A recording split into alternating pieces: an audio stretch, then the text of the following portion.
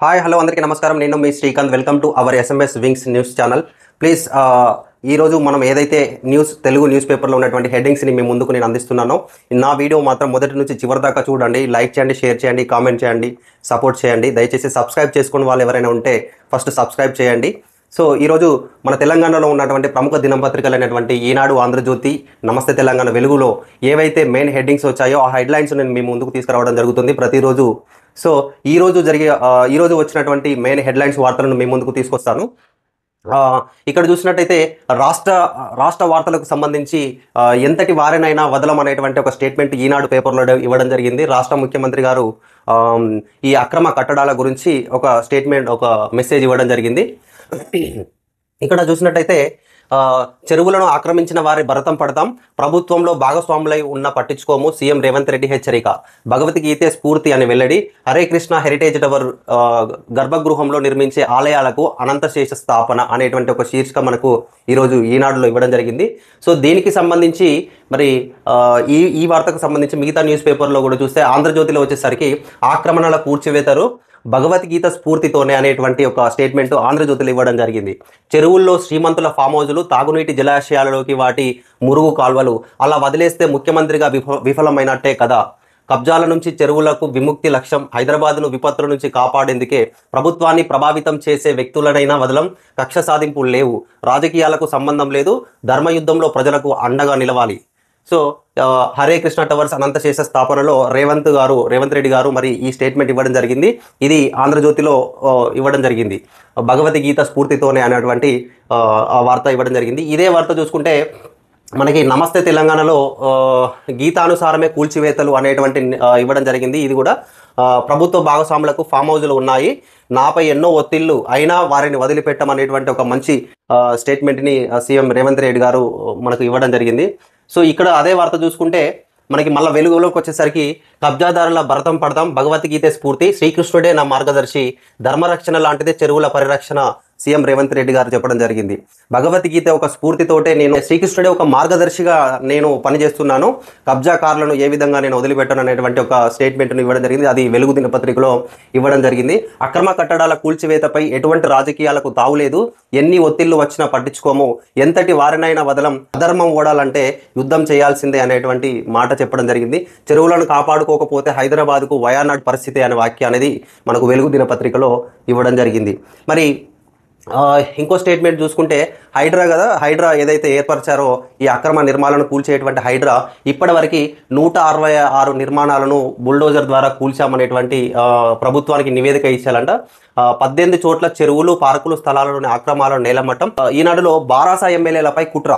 ఇక్కడ చూస్తే కాంగ్రెస్లో చేర్చుకునేందుకు హైడ్రా పేరిట ఒత్తిడి, పల్లా విద్యా సంస్థలు అనుమతులను మీడియా సమక్షంలో పరిశీలించాలి, సర్వే నెంబర్ల ప్రకారం హద్దులు నిర్ణయించాలి, మాజీ మంత్రి హరీష్ రావు గారు మరి ఈనాడు దినపత్రికలో వారు మాట్లాడిన స్టేట్మెంట్ ఇవ్వడం జరిగింది. ఈ శీర్షిక బారాస ఎమ్మెల్యేలపై కుట్ర, దాని భాగంలోనే ఈ ఎమ్మెల్యేలను చేర్పించుకునేందుకు వారి యొక్క ఆస్తులపైన ఇలాంటి హైడ్రాను ప్రయోగిస్తున్నారనేటువంటి ఒక స్టేట్మెంట్ను ఈనాడులో ఇవ్వడం జరిగింది.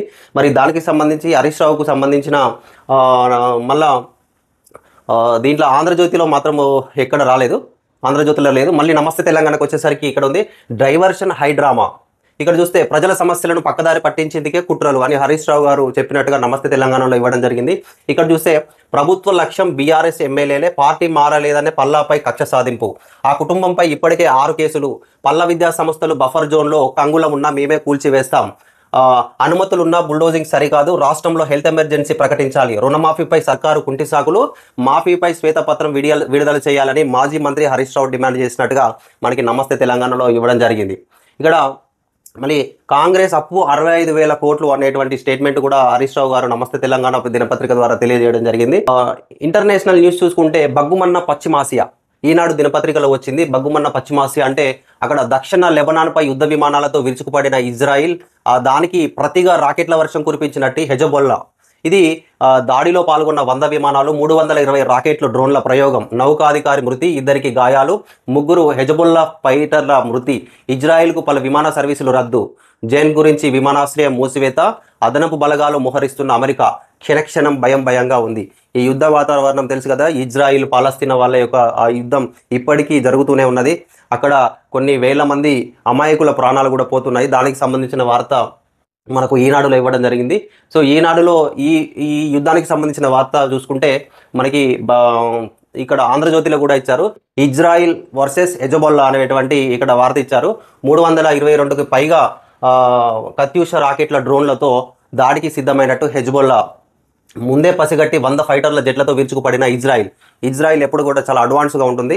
వారి యొక్క యుద్ధ టెక్నాలజీ చాలా అడ్వాన్స్డ్గా ఉంటుంది. ముందే ఎవరైతే వారి దేశం పైన విరుచుకుపడతారో అది ముందు తెలుసుకొని వాళ్ళకంటే ముందే వీళ్ళు అటాక్ చేయడం జరుగుతుంది. ఇజ్రాయిల్ వాళ్ళ టెక్నాలజీ వరల్డ్లోనే చాలా ఫేమస్గా ఉంటుంది. ఇక్కడ చూసుకున్నట్టయితే ఇదే వరల్డ్ న్యూస్ వచ్చేసి ఇజ్రాయిల్ యుద్ధం గురించి చూస్తే నమస్తే తెలంగాణలో ఎక్కడ లేదు. మరియు వెలుగు దినపత్రికలో చిన్నగా ఇచ్చారు, ఇజ్రాయిల్ హెజ్బొల్లా మధ్య భీకర దాడులు అనేటువంటి చిన్న న్యూస్ ఇచ్చారు. మరి ఇంకో న్యూస్ చూసుకుంటే మనకి ఈనాడులో ఇక్కడ చూస్తే త్రిముఖ వ్యూహం కార్యాలయం ఫిర్యాదులకు ఆస్కారం లేని సేవల లక్ష్యం, స్టాంపులు రిజిస్ట్రేషన్ల శాఖ సమావేశంలో మంత్రి పొంగులేటి అనేటువంటి న్యూస్. తర్వాత మనకు ఈనాడులో చూసాం కదా. సో రేపటి నుంచి సర్వే, రుణమాఫీ కాని రైతుల వివరాలు నమోదుకు యాప్ మార్గదర్శకాలు జారీ.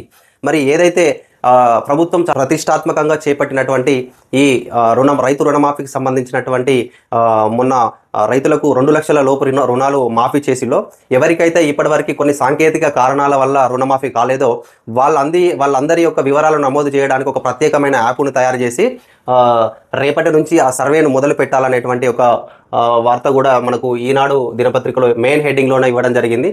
సో మరి అదే వార్త చూసుకుంటే మనకి ఇక్కడ ఆంధ్రజ్యోతిలో కానీ లేదు, నమస్తే తెలంగాణలో కూడా లేదు.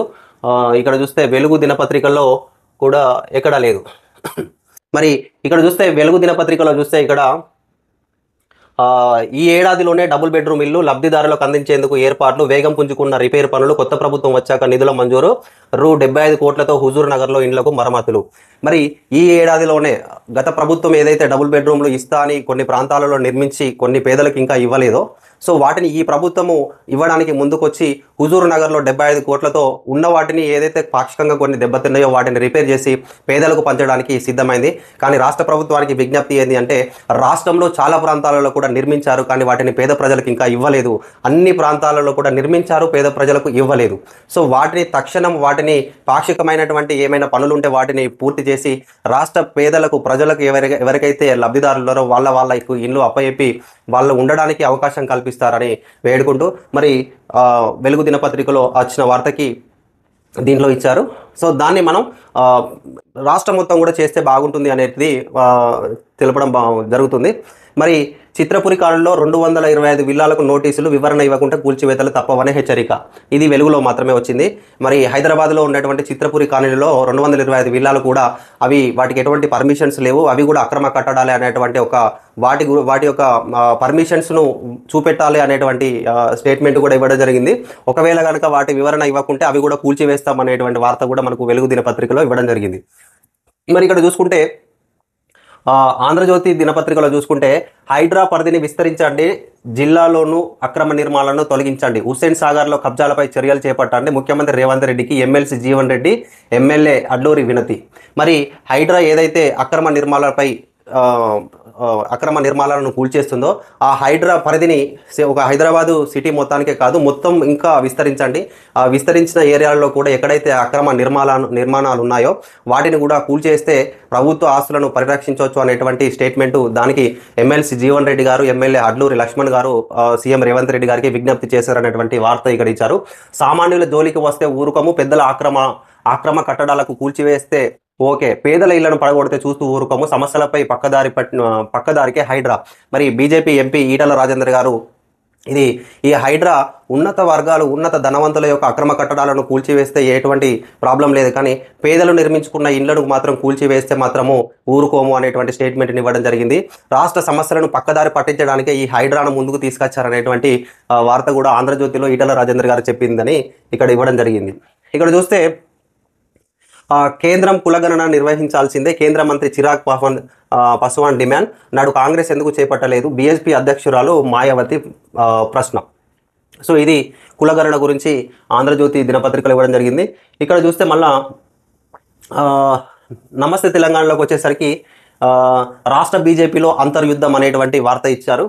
హైడ్రా కూల్చివేతలపై ఎంపీలు తలమాట, ఈటల రఘునందన్ విరుద్ధ వ్యాఖ్యలు, ఆధిపత్య కోసమే నాయకుల ఆరాటం అనేటువంటి ఒక స్టేట్మెంట్ ఇవ్వడం జరిగింది. ఈ హైడ్రా కూల్చివేస్తున్నటువంటి అక్రమ కట్టడాలపై బీజేపీలో కూడా ఒక్కొక్కరు ఒక్కొక్కలాగా మాట్లాడుతున్నారు. రఘునందన్ రావు గారు కానీ ఈటల రాజేందర్ గారు కానీ వేరువేరుగా మాట్లాడుతున్నారు.